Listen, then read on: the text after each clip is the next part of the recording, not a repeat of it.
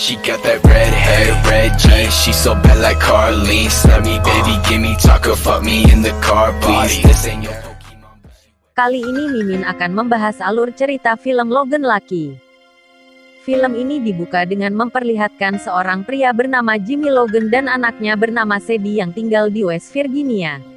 Jimmy menyarankan Sadie untuk menyanyikan lagu favoritnya yaitu Take Me Home Country Road John Denver untuk kontes kecantikan yang akan dia ikuti.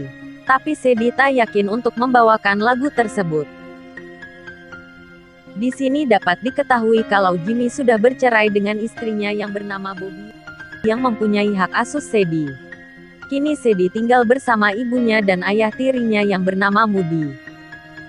Sebelum Sadie kembali ke ibunya, Jimmy bilang kalau dia akan datang tepat waktu ke kontes kecantikan anaknya tersebut.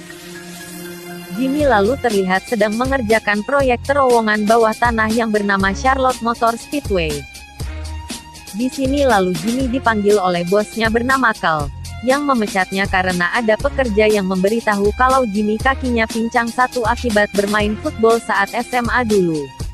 Jimmy yang selama ini mencoba menyembunyikan kakinya yang pincang tersebut mau nggak mau harus menerima keputusan bosnya. Kita lalu diperlihatkan dengan Jimmy mempunyai adik perempuan bernama Melly yang merupakan hair stylist. Lalu Jimmy pergi ke rumah Bobby untuk menemui Sadie, tetapi di sini dia diberitahu kalau Bobby dan keluarganya akan pindah ke Lynchburg, di mana ini membuat Jimmy akan lebih sulit untuk mengunjungi Sadie.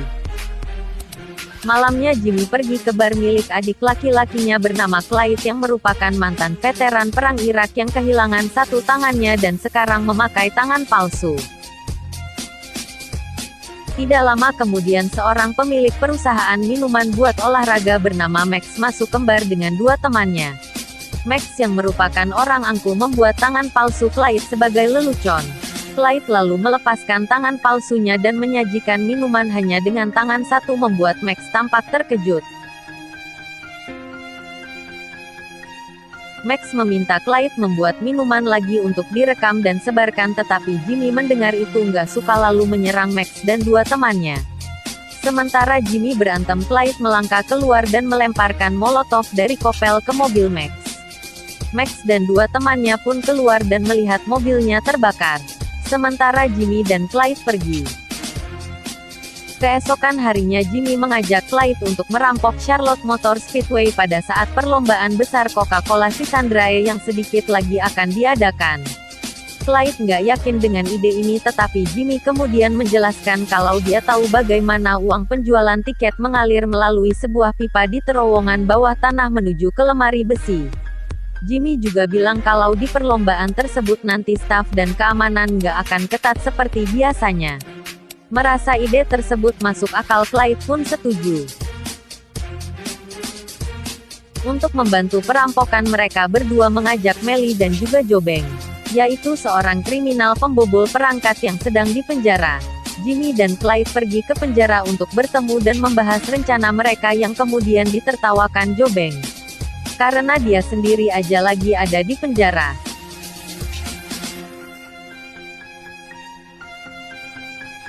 Joe juga kurang percaya dengan mereka karena sisi kota tahu kalau keluarga Logan mempunyai kutukan yang membuat mereka sial. Jimmy dengan muka serius meyakinkan Joe dan bilang kalau mereka bisa membawanya masuk dan keluar dari penjara tanpa ada yang menyadarinya. Mendengar itu Joe ini akhirnya setuju untuk ikut dengan syarat dua adik laki-lakinya bernama Fish dan Sam juga harus ikut. Keesokan harinya Jimmy dan Clyde pergi mengunjungi Fish dan Sam yang sedang berada di karnaval dan merekrut mereka. Clyde kemudian menabrakkan mobilnya ke sebuah toko. Ini ditujukan supaya dia bisa masuk ke penjara dan membantu Joe untuk keluar dari penjara. Clyde pun dijatuhi hukuman penjara, tapi karena mengingat jasanya dalam perang Irak, Clyde hanya dipenjara selama 90 hari. Sementara itu dengan bantuan seorang wanita yang bekerja di lemari besi, Melly, Sam dan Fish memenuhi sistem pipa speedway dengan kecoa untuk menentukan pipa mana yang menuju ke lemari besi. Di saat ini Jimmy sedang mengumpulkan persediaan. Ia bertemu dengan Sylvia Harrison, seorang dokter yang merupakan temannya saat SMA. Sylvia memberikan Jimmy suntik tetanus gratis karena dia sedang menjalankan klinik keliling. Di sini bisa diketahui kalau Jimmy pernah mencium Sylvia pada waktu SMA. Jimmy lalu mendapat informasi kalau para pekerja terowongan Speedway akan menyelesaikan pekerjaan mereka lebih cepat sehingga perampokan pun harus dilakukan seminggu lebih cepat. Sementara itu di penjara, Joe membuat kesepakatan dengan salah satu tahanan bernama Nemen untuk mengkoordinasi tahanan lain untuk membuat kerusuhan di saat makan siang. Joe berpura-pura keracunan makanan jadi dia pun dibawa ke rumah sakit penjara. Di sini Clyde muncul dan bersama Joe mereka pun bersiap keluar dari penjara. Di sisi lain Nemen melaksanakan tugasnya dan terjadilah kerusuhan di penjara. Sementara Joe dan Clyde kabur dari penjara tanpa ketahuan. Mereka berdua bertemu Melly yang kemudian membawa mereka ke Speedway. Kepala penjara benang Warden kelabakan dan berusaha menangani kerusuhan di penjara. Masalahnya, Warden ini nggak mau menelepon polisi karena takut reputasi penjaranya menjadi jelek. Dia pun coba menuruti kemauan para tahanan. Di sisi lain Fish dan Sam meledakkan jaringan listrik sehingga pengunjung hanya bisa membeli tiket secara tunai. Sementara itu Jimmy dan Clyde dan Joe masuk ke pipa tempat uang mengalir. Di sini Joe merakit bom dengan bahan yang membuat Jimmy dan Clyde tercengang, yaitu kantong plastik pemutih garam palsu dan juga permen jelly.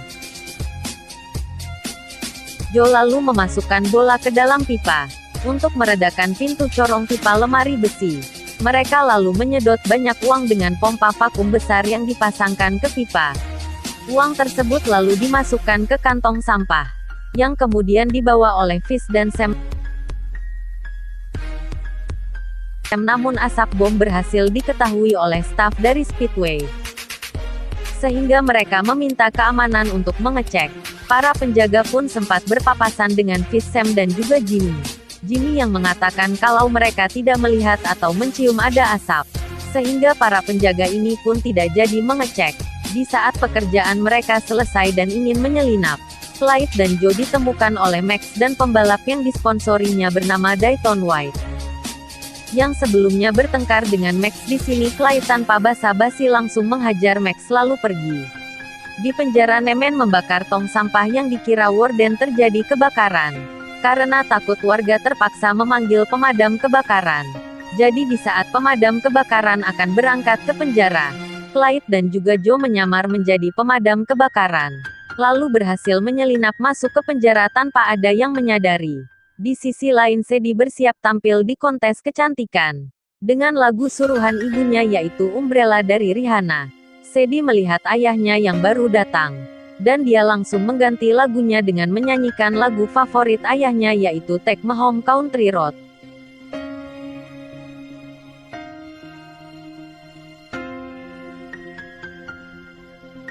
Dan pada akhirnya Sadie pun memenangkan kontes tersebut. Gak lama kemudian di TV terdapat berita yang mengatakan kalau uang yang dicuri dari Speedway sudah ditemukan oleh polisi. Ini dikarenakan Jimmy meninggalkan uang hasil rampokan di pom bensin, dan dia melaporkan lokasi uang tersebut ke polisi tanpa menyebutkan namanya. Di sisi lain agen FBI yang bernama Sarah Grayson menyelidiki kasus ini. Sebagai permulaan dia mengunjungi Warden, tetapi Warden yang nggak mau reputasinya jelek mengatakan kalau di penjara nggak terjadi apa-apa. Dia juga mengatakan kelompok lain dan juga ada di penjara pada waktu perampokan. Sarah lalu mengunjungi Max di rumah sakit. Di sini Max menjelaskan tentang pertemuannya dengan Clyde. Tetapi penjelasannya tersebut berbeda dengan penjelasan Dayton yang dengan sengaja mengatakan kalau memang Max nggak bertemu dengan Clyde. Ini dilakukan karena pertengkarannya dengan Max yang masih membuatnya kesal.